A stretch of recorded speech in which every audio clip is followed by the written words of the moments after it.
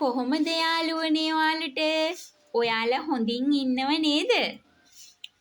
මං ඔන්න අදත් ලස්සන වීඩියෝ එකක් අරගෙන ඔයාලව බලන්න ආවා. මම මේ දැන් මේ වැලක් අල්ලලා ඔයාලට පෙන්වන්නේ මොකද්ද දන්නවද? ඔය වැල තමයි මගේ ගෙදර ලස්සන කරන්න තියෙන එකම දේ. ඒ කියන්නේ ඔය වැල අපිට හොයාගන්න හරිම ලේසි. ඒ කියන්නේ කැලෑවල ඕන තරම් තියෙනවා. හැබැයි ඕක ලොකු ගහ හැදෙනවා. ගෙදර ගෙනල්ලා අපි මේ පොඩි පෝච්චියකට බෝතලයකට දාලා හැදුවොත් ලොකුට ගහ මං හිතන්නේ කොළ හැදෙන්නේ නැහැ. ඔයාලා දන්නවනේ ඔය පැලිය ගැන. හැබැයි මං ඕක ප්ලාන්ට් එකකට ගිහිල්ලා ඇහුවා මට මේ අර පෝච්චියත් එක්ක මේ එල්ලෙන වැල ගන්න පුළුවන්ද කියලා. මගෙන් 1250ක් ඉල්ලුවා. අනේ මං මුළු ගේ ඇතුලේම ඕක බෝතල් වල දාලා තියෙන්නේ. හරිම ලේසි පැල කරගන්නත්. මේ දවස් දෙකක් යනකොට මුල් අදිනවා. යටට ඕනනම් චූටි ගල් ඩිංගක් දැම්ම වතුර දෑවා. ගල් නැත්තම් වතුරෙන්ම හදන්න පුළුවන්. හැබැයි අනිවාර්යයෙන්ම දවස් දෙකෙන් දෙකට වතුර අයින් කරන්න. නැත්තම් ලුණු චුට්ටක් දාලා තියන්න. මොකද මදුරු පණුව හැදෙනවනේ. අන්න ඒ නිසා මතක ඇතුව වතුර අර දවස් දෙකෙන් දෙකට අයින් කරන්න. අද ඉතින් පොයේ දවසනේ අපේ ගෙදර ඉතින් බුදුහාමුදුරන්ට බුදු පූජාව පූජා කරන්න ඕන නිසා මං කිරි ආහාර හැදුවා. ඊට පස්සේ මේ අද හදන්නේ දෙල් වෑංජනයක්. මේ දවස්වල අපිට ඕන තරම් දෙල් තියෙනවා. ඒ නිසා මහත්තයට කොහෙන් හරි හම්බෙලා මටත් අරගෙන ආවා. මං ඉතින් අපේ අම්මලාටත් දෙන්න එක ওই දෙල් ටික කොහොම තියුවා. මොකද අපේ ගෙදරට එච්චර මං දෙල් උයන්නේ නැහැ. මොකද බබාලා එච්චර කන්න කැමති නැහැ. දැන් උදේට දෙල් උයලා සම්බෝලයක් හදලා තමයි ගන්නෙ. ඒ මොකද දන්නවද? අද පොයේ දවස නිසා අපේ ගෙදර හාල් මැස්සු උඹලකඩ මස් මාළු කිසි දෙයක් උයන්නේ නැහැ. මොකද දරුවෝ වුණත් මේ මං කියලා තියෙන්නේ පොයේ දවසට ඒවනම් මම මුකුත් හදන්නේ නැහැ කියලා. ඒ නිසා ඒක මට ප්‍රශ්නයක් නැහැ. දැන් දෙල් හැදුවම ඒකට තක්කාරි සම්බෝලයක් හැදුවා. ඒ ඇති හොඳටම. මොකද මම ඔයාලට කියන්නේ මට උදේටත් උයන්න වෙනවා, දවල්ටත් උයන්න වෙනවා, රැටත් උයන්න වෙනවා කියලා. අන්න ඒ නිසා මට මේ දෙක හදාගත්තම ඇති. මොකද අපේ දරුවුණත් එච්චරම මේ කෑම පස්සේ එලවන්නේ නැහැ. මොකද මම දැන් අර දෙල් හදද්දී උනත් දෙල් මේ බෑයක් අරන් තියන්න හිතාගෙන හිටියේ. මොකද එච්චර කන්න කැමති නෑ දෙල් නම්. මොකද එයාලට තුන් ඒලටම මන් දන්නේ අනිත් ගෙවල් වල කොහොමද කියලා. අපේ ගෙදර නම් තුන් ඒලටම පරිප්පු දුන්නත් කනවා. එළවලු වලට වැඩිය පරිප්පු වලට තමයි ආස. ඉතින් යාළුවනේ ඔය අපේ ගෙදර බිත්ති අලවල තියෙනව නේද වෝල් පේපර් එකක්. මේක ටයිල් එකක් නෙමෙයි. වීඩියෝ වලට ටයිල් කියලා පේනවා ඇති. මේක වීඩියෝ මම කියන්නේ ඔයාලට මේක ටයිල් එකක් නෙමෙයි වෝල් පේපර් එකක්. මේක බිත්තියට අලවන්න තියෙන ඉස්ටිකලයක්. මේකේ රෝල් එකක් විකුණන්න තියෙනවා. ඒ වුණාට ඒ රෝල් එකට වැඩිය මේ වෝල් පේපර් එක ඝනකමින් වැඩි. ඒ කියන්නේ දැන් ඔයාලට මේක මෙහෙම පේන්නේ නැතුව ඇති. ඒක අතගාලා ළඟට ගිහින් බලද්දි අර කුටි ඉලිප්පිලා වගේ තමයි තියෙන්නේ. හරියට නිකන් ගඩොල් අල්ලපු වගේ තමයි බිත්තියේ පේන්නේ. මේකේ තියෙනව රෝල එක විකුණන්න. ඒ උනාට ඒ රෝල එක ඇලෙව්වට පස්සේ නිකන් කඩදාසි කොලයක් ඇලෙවුවා වගේ තමයි තියෙන්නේ.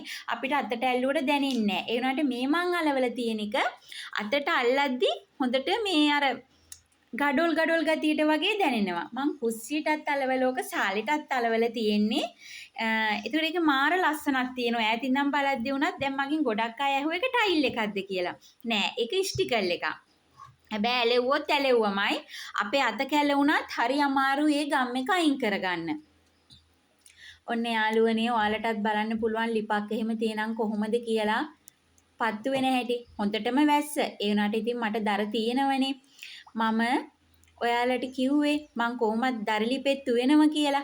ඔය ඉතින් එළවලුව කොහොම හරි දරලිපේ තිව්වා. මොකද මට දැනුණ නිකන් මගේ ගෑස් ටැංකියේ හිස් වෙලා වගේ තා චුට්ටක් වගේ තියෙන්නේ. ඒ නිසා මට ඒක හදිස්සියකට වතුර තියාගන්න තියලා මම දරලිප තමයි පාවිච්චි කරේ.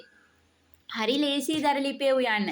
හැබැයි ඉස්සෙල්ලම එළවලු ටික කපලා පොල් කිරි හදාගෙන හැමදේම ලෑස්ති කරලා තියාගත්තට පස්සේ අපිට පුළුවන් ටක් ගාලා දරලිපේ තියන්න.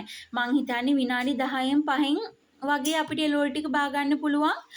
මේ හදාගෙන ඒ කලමනාකරන ටික ඔක්කොම ලෑස්ති කරලා තියාගත්තම. මම එහෙම තමයි කරන්නේ. එතනම දර ලිප් දෙකක් තියෙනකොට දෙකේම අපිට තියන්න පුළුවන්. දර තියෙනව නම් විතරයි. ජොබ් වලට යන අයට නම් ඉතින් දර ලිප් වල යන්න අමාරුයිනේ. ඒක ඉතින් අපි කවුරුත් දන්නවනේ. යාළුවා කොහොමත් ගෑස් එකනේ පාවිච්චි කරන්නේ.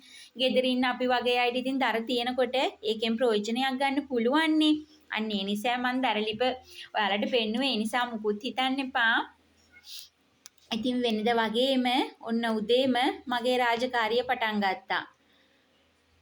ගේ අතු ගාලා, ගේ මොප් කරලා, බුදු පහන තියලා ඒ වැඩ ටික තමයි මම මේ අද කරන්න හදන්නේ. ඔයාලා දන්නවද යාළුවනේ? ඔය මිදුල සම්පූර්ණයෙන්ම ඉස්සරහින් පේන දැන් තෙමිල මඩ වෙලා තියෙන්නේ. අඩියක්වත් තියන්න බෑ ඔය මිදුලට දැන් වතුර වලින් පිරීලා. ඒ කියන්නේ ගල් වැටෙන්න වගේ අපිට වැස්ස. සමහර පැතිවලට හිදෙන්නම වතුර නෑනේ දැන්. අර වැව් එහෙම යටිපතුල පේන තරමට ඇවිල්ලානේ. අනේ මන් දන්නේ අපිට නම් ගලන තරමට වහින එක තමයි තියෙන්නේ. යාළුවෝ යාලා දන්නවනේ පොය දවසක් වුණාම අපි උදෙන්ම නැගිටලා ඉස්සෙල්ලම ගේ පිරිසිදු කළා, බුදුමැදුර පිරිසිදු කළා, කිරි ආහාර පූජා කරන්න ලෑස්ති වෙන්න ඕන. ඇත්තටම ගෙදරකට ඒක සිරියාවන්තකමක්. ඔයාලුණත් බලන්නකෝ එහෙම කරලා බුදු පහන තියලා පිරිඩ්ඩින්ගක් දාලා දුන් ටිකක් අල්ලලා ඒ වැඩ ටික කරාම ගෙදර හරි සිරියාවන්තයි. ඒක කියන්න ඕනේ නැහැ. සෞභාග්‍ය සම්පන්නයි. අපිට ලැබෙනව දේවල් මං අත්දැකීමෙන් කියන්නේ. මට දවසට ඒ වැඩ ටික නොකරොත් මට දැනෙනවා මොනවා හරි මගෙන් අඩුවක් වුණාද කියලා. ඒ තරමට මට දේවල් අන්න මට මුළු දවසම සැනසීමෙන් ඉන්න පුළුවන් මෙන්න මේ වැඩ ටික හරියාකාරව කරගත්තොත්. ගේ අතු ගාලා මොප් කරලා බුදු පහන තියලා ඒ ඇතුලේ වැඩ ටික ඉවර කරයි කියන්නේ අපිට සැනසීමක් සහනයක් හිතට. ඒක තමයි මගේ ප්‍රථම රාජකාරිය ඔන්නෝ ටික කරන එක. දැනුත් කළු කරලා තියෙන්නේ කොයි වෙලේ වහිද්ද දන්නේ. මේ විදියටම ගේ වැඩ ටික කළා මං අද එළියත් හොදන්න යන්න ඕන කොච්චර වැස්සත්. මොකද ඒක මේ මට තියෙන හරි ගැටලුවක්. hina වෙන්න එපා. අවුවත් වැස්සත් ඔන්න ඔය ඉස්සරහා වැරෙන්ඩ වගේ තියෙන එකත් මට හොදන්නම ඕන. ආයි වැහැලා මඩ උනත් ප්‍රශ්නයක් නැහැ. මගේ හිත කියනවා හරි මම මේක හොදලා ඉවරයිනේ. මට ආයි මඩ උනත් කමන්නේ. මගෙන් වෙන්න ඕන දේ තමයි අර මම උදේ පාන්දරම කරන්නේ. ඔයාලුණත් උදේ පාන්දරම නැගිටලා මම මේ කරන විදියට කියන විදියට කරලා බලන්නකෝ. ඇත්තටම ඔයාලටත් ආස හිතේවි. මේ ලොකු දේවල් ඕනේ නැහැ. තියෙන්නේ චුට්ට ප්‍රමාණය නම් ටයිල්ම ඕනේ. බිම නිකන්ව සිමෙන්ති දාලා තියෙන්න පුළුවන්. අනේ ඒත් පිරිසිදුව තියාගන්න. පිරිසිදුව තියාගන්න තරමට තමයි අපට වාසනාව ලැබෙන්නේ. මම නම් හිතන්නේ එහෙමයි. මහන්සි වෙන්න ඕන, සල්ලි හම්බ කරන්න ඕන, වාසනාවෙන්ම අපිට ජීවත් වෙන්න බෑ කියලා හිතනවා ඇති. ඒ වුණාට ඒ පැතිවලත් යම් දුරට සත්‍යයක් තියෙනවයි කියලා මම නම් දන්න එක මං අත්දැකීමෙන් කියන්නේ.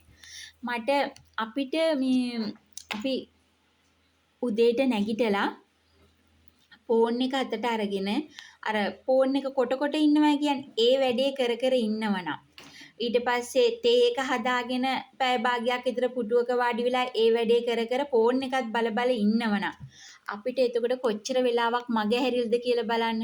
අනිත් එක තමයි දරුවෝ ඉන්න අම්මලනේ අපි. එතකොට අපිට වගකීම් වැඩි. අපි හැම දෙයක්ම හරි විදියට ඉෂ්ට කරන්න ඕන. දරුවෙක්ට අපි හරි මග පෙන්වන්නෙක් වෙන්න ඕන. අන්න එතකොට තමයි දන්නේ දරුවා වුණත් දන්නවා මගේ අම්මා මේ ටික කරනවනේ මමත් මෙන්න මේ විදියට හැදෙන්න ඕන කියලා. දරුවෙකුට අපි ක්‍රියාවෙන් දෙයක් පෙන්නනකොට දරුවෝ ඒක අනිවාර්යෙන්ම කරනවා. මට ඉන්නවා මොන්ටිසෝරි යන අවුරුදු 3 මාරක දුවෙක්. මගේ දුවට ගේ මොප් කරන්න පුළුවන් කිව්වොත් ඔයාලා විශ්වාස කරනවද? මං වෙලාවක ඔයාලට පෙන්නන්නම්. මොකද එයා දන්නවා මං කොහොමද මගේ ගේ තියාගෙන ඉන්නේ කියලා. අපේ ළමයි 4 දෙනාටම මං ඒක උගන්වලා තියෙන්නේ. ඒ නිසා මට කිසිම තැනක බය නැතුව දරුවෝ අරගෙන යන්න පුළුවන්.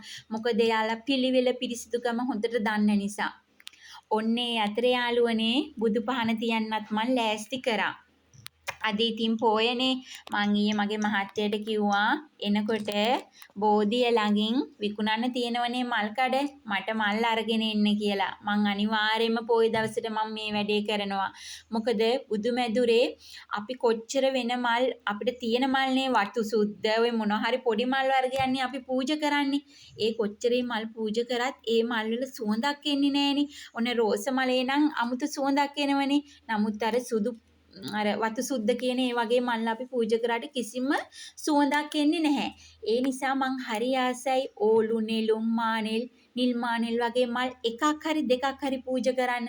ඇත්තටම හරි සුවඳයි. ගෙට එන ඒක අර ගෙට ඇතුල් වෙනකොටම එනවා අර පන්සලකට ගියා යන හැඟීමක්. ඔයාලා කරලා බලන්නකෝ මං කිව්වට මලක් මහ ලොකු ගාණක් වෙන්නේ අනේ අපිට පුළුවන් අපි ඊට වැඩිය වෙන දේවල් වලට වියදම් කරනවනේ. ඒ නිසා මලක් අරගෙන පූජා කරන්න කම්මැලි වෙන්න එපා. ඇත්තටම ලෝභ හිතන්නත් එපා. මොකද ඕනනම් රුපියල් 100ක් 150ක් යයි මල් 3ක් 4ක් ගන්න. අපේ පැත්තේ නම් එහෙමයි.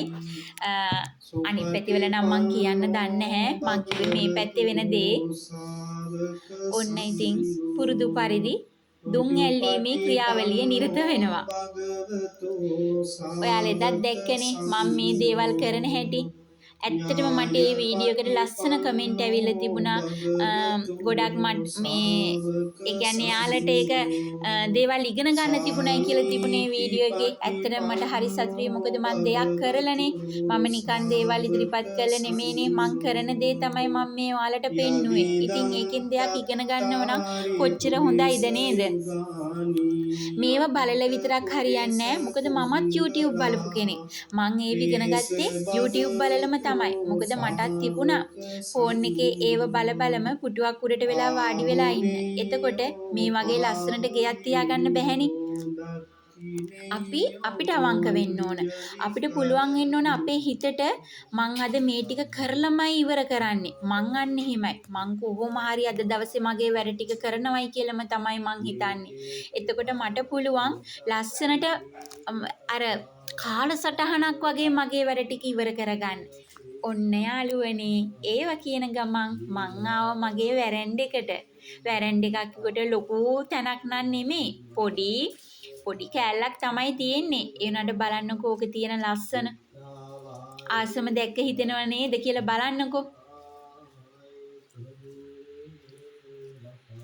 ගණදේවී පිළිම වහන්සේ නමකුත් මං ගෙනල්ලා තියලා තියෙන්නේ. මං උදේට එතෙන්ට පහන තියන්නේ නැහැ. මං අනිවාර්යෙන්ම හවසට එතන දරුවන්ට කියලා තමයි මේ දේවල් කරවන්නේ ගණදේවියන්ට. ඇතුළේ තිව්වේ නැහැ. මොකද ඇතුල් වෙන දොරටුව ළඟින් මොකද බුදුන්ට පහලින්නේ තියෙන්න ඕන ගණදේවී පිළිම වහන්සේ. මං ඒ නිසා එළියේ තමයි තියලා තියෙන්නේ. ඒ ගැන මුකුත් කවුරුවත් හිතන්න එපා වැරද්දක් විදියට. ඇතුළට ගත්තේ නෑ. බුදුහාමුදුරන්ට මුල් තැන දෙන්න ඕන නිසා ගණදේවී පිළිම වහන්සේ මම මේ වැරැන්ඩ කෑල්ලේ තමයි තිව්වේ. එතෙන්ටත් අපි අනිවාර්යයෙන්ම මාසෙකට එක දවසක් පුද පූජා පවත්වනවා. පළතුරු පූජාව, කිරි පූජාව, ඒ වගේම ගණදේවී පිළිම වහන්සේ කිරි වලින් නාවන එක, ඒ හැම දෙයක්ම අපේ දරුවන්ට කියලා මම අනිවාර්යයෙන්ම මාසෙකට එක දවසක් හරි කරවනවා. ඒ වගේමයි මම බුදු පිළිම වහන්සේත් ඔයාලට වීඩියෝ එකකින් පෙන්නන්නම්. අනිවාර්යයෙන්ම අපි දෝවණය කරනවා. මගේ මහත්තයාමයි දෙන්නම බුදු පිළිම වහන්සේ එළියට අරගෙන ඒ දෝවණය කටයුතු ඉතා පිරිසිදුව කරනවා. දැන් බලන්නකෝ යාළුවනේ ගෙදර එළිය කොහොමද කියලා. ආන්නෝදේ බලන්න තමයි මං හරි මාස උදේට. මට මේ දේ තිබුණා නම් මුළු දවසේම ඇති. බලන්නකෝ කොච්චර ලස්සනද කියලා. මල් ගොඩක් මට ඉඳන්න තියෙනවා. ගොඩක් ලස්සන ගාඩන් එකක් මට තිබුණා. මේ වැස්සත් එක්ක ඒව නිකන් අර සමහර මල් පැලවල මුල තැම්බිලා ගිහිල්ලා ඒ කියන්නේ වතුර වැඩි කමට ඒ නිසා මං අර සමහර පෝච්චි වලට මඩ ඉහිලා මොකද මං සුදු ගාලා තිබුණේ හැම පෝච්චියකම මං මේ හැම දෙයක්ම ලස්සනට ගාඩන් එක අස් කරලා පෙන්නන්නම් මොකද වැස්ස නිසා මට ඒක කරන්න අමාරුයි මේ දවස්වල මොකද මේ ඒ ගාඩන් එක සුද්ධ කරන්න මගේ ළමයි අනිවාර්යෙන්ම එළියට ගන්න ඕන මඩ නිසා මට මේ වෙලාවේ ගන්න බෑ අන්න ඒ නිසා මං ওই චූට්ටක් තමයි අද ඔයාලට පෙන්නන්නේ. බලන්නකෝ කොහොමද පිරිසිදුකම කියලා. මේ ගෙදර පිරිසිදුකම වගේම මගේ හැම කාමරයකමත් ওই පිරිසිදුකම ওই විදියටම තියෙනවා යාළුවනේ. ඔය ඔයාලට පේනවා ඇති වැරැන්ඩ් එකේ මොන හරි උඩින් එල්ලෙනවා. ඒ තමයි අපේ පළවෙනි අස්වැන්න. කුරුඳු අස්වැන්න. අපි අවුරුදු 3ක් මහන්සි වෙලා කුරුඳු කපල තලලා තියෙන්නේ. තාම ගිනිච්චේ නෑ, වේල ගන්න විදියක් නෑ. අවුව නැති නිසා. ඒ නිසා ඒක ටිකක් පස්සට දැම්මා. ඔන්න ඉතින් 4 දිනාගේ නෙමෙයි 6 දිනාගෙම රෙදි කන්ද නවන්න තමයි මේ ලෑස්තිය. රෙදි ටිකත් ඔය වෙලෙම නවල තියාගත්තම මට හරි ලේසියිනේ. ඔය දැන් මං කරන්නේ මේ ඇඳ උඩින් මෙහෙම පිළිවෙලට එක එක්කෙනාගේ රෙදි නැවුවම බබාලට කියනවා යාළගේ ඒව ගිහිල්ලා යාළගේ තැන්වල තියාගන්න කියලා. මං චූටි බබාලා දෙන්නගේ ඒව විතරයි අයින් කරන්නේ. ඉතින් යාළුවනේ මං ආයි තව වීඩියෝ එකක් අරගෙන එන්නම්කෝ ලස්සන ගාඩන් එකේ හරි මගේ කාමරවල හරි බබාලගේ පොත් මේස පොත් කාමර කොහොමද තියෙන්නේ කියලා. ඉතින් මගේ මේ යන ගමනට ඔයාලා මට ලොකු සහයෝගයක් දෙනවා වගේම ඉස්සරහටත් දෙන්න කියලා මම ඉල්ලනවා. ඒ වගේම මගේ channel එක subscribe කරලා කමෙන්ට් කරලා ෂෙයා කරලා මට සහයෝගය දෙන්න. වෙනද වගේම ඉස්සරහටත් මම ලස්සන වීඩියෝ අරගෙන එන්නම්. ඔයාලා කැමති නම් ලස්සන කමෙන්ට් එකකින් මට ඊළඟ වීඩියෝ එක මොකක්ද ඕන කියලා කියන්නකෝ. මම එතකොට ලස්සන වීඩියෝ එකක් කරලා ඔයාලට පෙන්නන්නම්කෝ. එහෙනම් යාළුවනේ තවත් ලස්සන වීඩියෝ එකකින් හමු වෙනකන් මම ගිහිල්ලා එන්නම්. ඔයාලා සියලු දෙනාටම තෙරුවන් සරණයි.